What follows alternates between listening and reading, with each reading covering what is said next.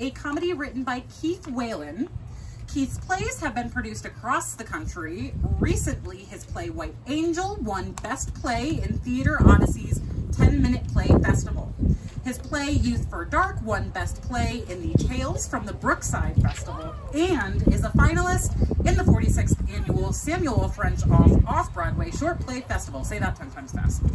His comedy Prisoner of Love won Best New Script and Audience Favorite in the Theater Workshop of Owensboro's Summer Shorts Festival.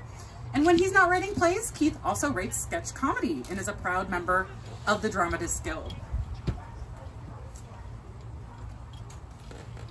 Card change. It is also directed by Emilio Coutinho. I hope I'm saying that right. Coutinho, thank you. He's going to be joining us a few times this afternoon. Emilio is honored to help bring to life the characters created by talented playwrights Rich Fowler and Keith Whalen. The actors have embraced their roles and made the characters their own. Emilio is fairly new to directing, but has acted for many years with multiple theater companies throughout Central Jersey in shows like Rumors, You Can't Take It With You, Lend Me a Tenor, Wake Me at Midnight, and A Few Good Men. He is grateful to be a part of this festival and to be working for the first time with the true professionals of Playhouse 22. Emilio is thrilled to be performing for the very first time with his daughter Serena, who is the real artist of the family. The cast of Coming to Town is Matthew Gustafson as Kenny, Kathy Caruso Spirito as Arlene, and Charles Dietz as Walter. So without further ado, we present to you Coming to Town.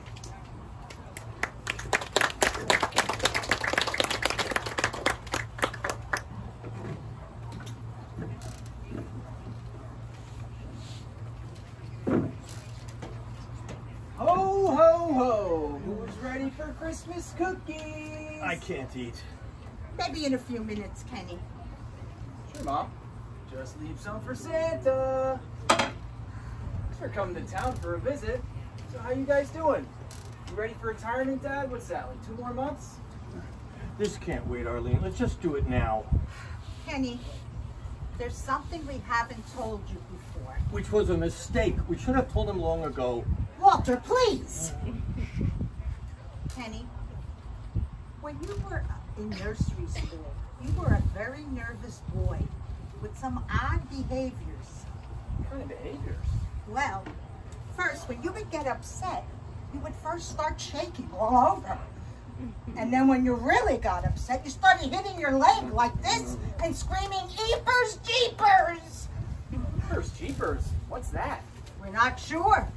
We think you heard somebody say, "Jeepers, creepers." But you didn't get it right.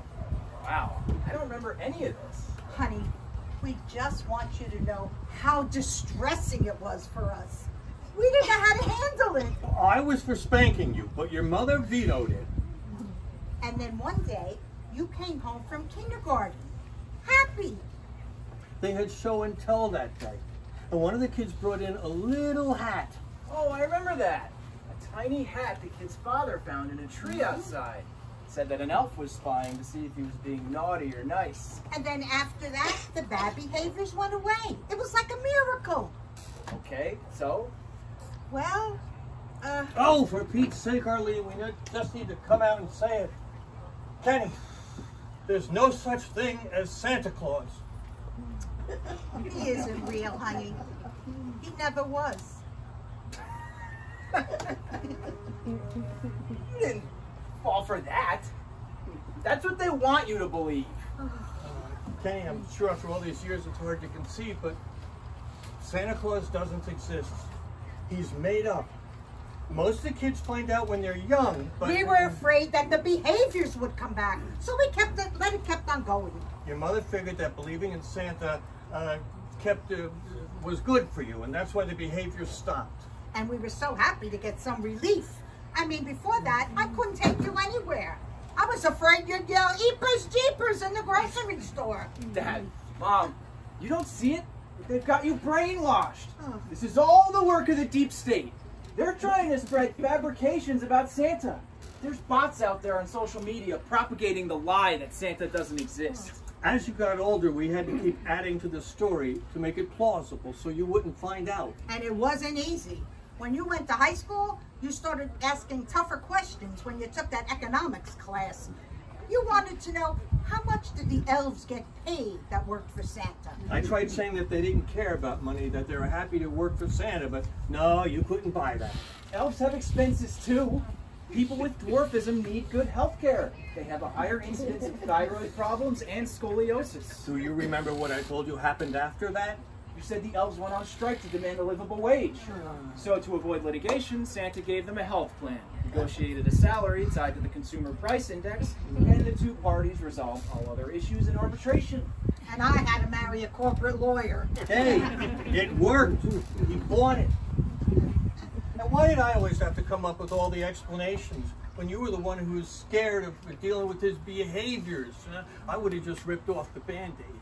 Guys, Santa's real. There's a logical, scientific explanation for everything Santa can do. We manufactured all of the explanations for you so your behaviors wouldn't come back. You see what we've created? Oh, what a tangled web.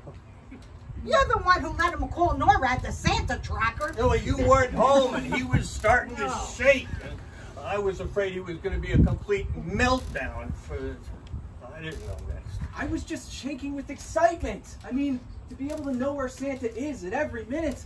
I loved calculating exactly what time he would hit our house. Thanks to that darn algebra class. It almost blew everything. Yeah, then you had to go and do the math and figure out that for Santa to hit every house in the world, he would have to hit 1,000 houses a second and travel at the speed of 8,000 times the speed of sound. And then your mother said that I had to find a way to fix this.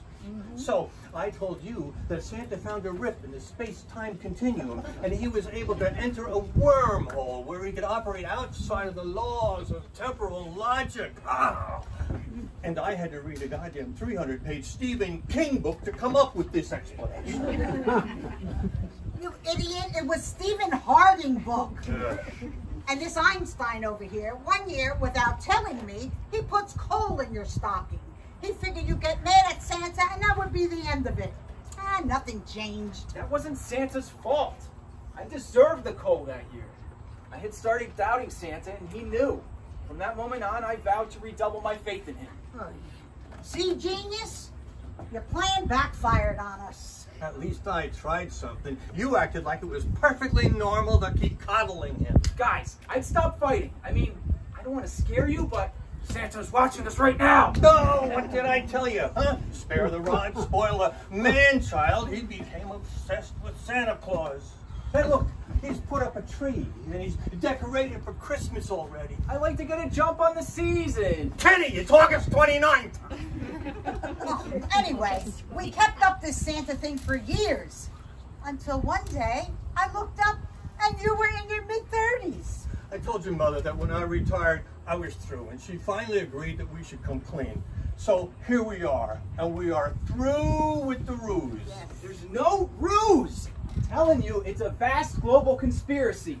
It's all systematic, electronically conducted disinformation to sow distrust in the believer community. And it's not only about Santa. Oh no, it's Rudolph, Frosty. There's people out there who don't even believe Hermie the Elf is a dentist. Let me guess. You frequent a website called santaisreal.biz. So you know their work. They're uncovering a lot of conspiracies about Santa. There's bad actors out there trying to undermine true believers. Honey, that's our website. I told your father we had to throw you off with the disinformation campaign. I had to learn to do goddamn websites. I couldn't risk the behaviors coming back. And it's not like today where you have those website frames that make it so easy. No, this was the 90s, and I had to learn HTML. And then, after a couple of years, you got Facebook and Twitter. Do you have any idea how much it costs to pay for influencers and content? Turns out, YouTubers, you're not keen on telling your subscriber base that Santa is real. It ruins the market value. So, if he isn't real, why would they name all those towns after him? Santa Fe, Santa Cruz, Santa Monica. How did he ever graduate from high school? And how do I wake up on Christmas morning and there are presents under my tree? If not Santa, who brings all the presents every year? For you, honey, Dad and I. Right. Like on Christmas Eve, you're really gonna drive 200 miles, break into my apartment in the middle of the night, and leave me presents under the tree? Honey, we don't have to break in. You gave us a key. No, I don't believe you. Kenny, we are getting too old for this. I just want to enjoy my retirement. I can't keep updating a fairy tale for my toddler son, who happens to be 35. But Santa, he loves my homemade cookies. He eats them every year. That's me, honey. I eat them. And those break and bake, they're not homemade. Couldn't you at least done sugar-free? Those cookies go right to my hips. Reindeer eat the carrots I leave out. Just call me Rudolph. And would it kill you to put out some hummus or some veggie dip?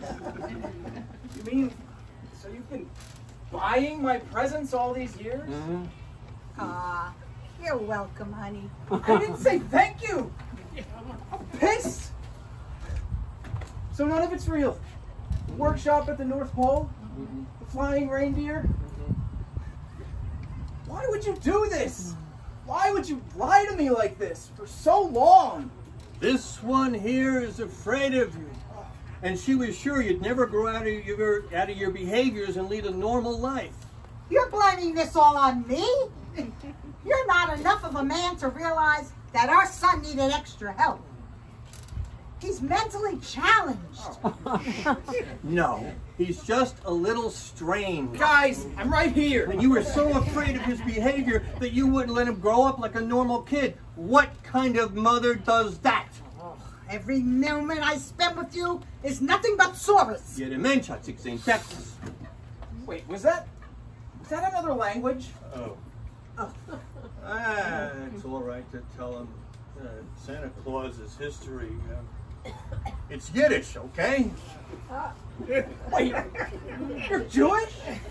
Your mother was worried that if we let you know that you wouldn't believe in Santa and the behaviors would come Wait. back. So does that mean I'm Jewish? You've lived your whole life with the name Kenneth Ira Greenberg. You couldn't figure it out? Oy vey! No, this is what we get thanks to you. You gave up your religion so I could believe in Santa? Oh, don't be silly. Honey, we never believed. Wait, you're atheists? More of an agnostic. An agnostic is an atheist with fear of commitment.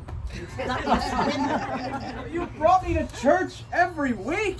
Honey, I couldn't risk the behaviors coming The back. behaviors coming back. Yeah, Well, you so made I've me heard. spend so much time coming up with those cockamamie stories, I didn't devote enough time to my law career. I could have been a partner if it wasn't for you and your fears of your son's behavior. Your hot-tempered father could have been a partner if he wasn't blackballed. I swear, I can't believe I spent 20 years of my life married to you. 20 years too much. Wait. Did you say 20 years? You're divorced? Honey, we're sorry. We've been divorced for 18 years. Sorry, pal. Tough way to find out, huh? Makes sense. You guys never got along. We would have told you sooner, but we were afraid that the behaviors... The behaviors! Yes, the behaviors. Oh, the terrible behaviors that will lead my life to wrath and ruin. Seriously, guys? You avoided telling me all this because you were afraid of dealing with a few behaviors? I just learned Santa isn't real. And neither is Rudolph or... Wait. I just realized that means Mrs. Claus isn't real either. Damn! I love Mrs. Claus. So, I learn all this, then I find out that my parents are Jewish and atheists, and that they've been divorced for half my life. Pretty shocking news for one day, huh? Do you see me going crazy? Am I exhibiting any weird behaviors that will ruin my life and yours? No. I wish you'd given me a little more credit. Honey, we're sorry. We're just so glad it's all over. Your dad and I love you. That's right, Bud. And I'm real proud of you. We're both real proud of you for putting up with this so well. I couldn't be more proud of you if you were my own flesh and... Dad's not my biological... No, honey, he's not. And neither am I. We wanted to have a baby, but we couldn't conceive. So we wanted to... Wait. I'm adopted? Apers, japers! Apers, japers!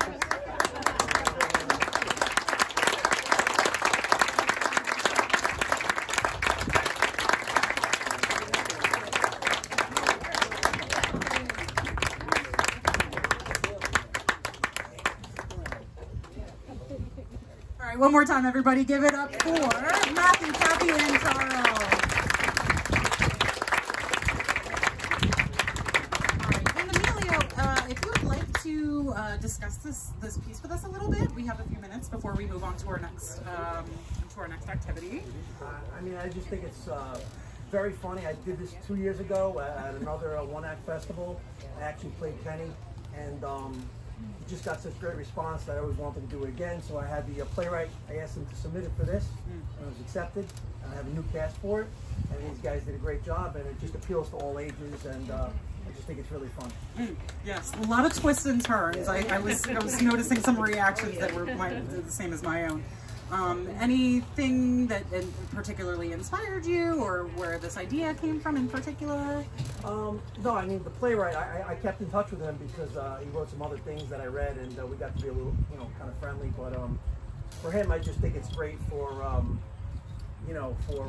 like I said, people of all ages can appreciate it, whether you're young or old or in the middle.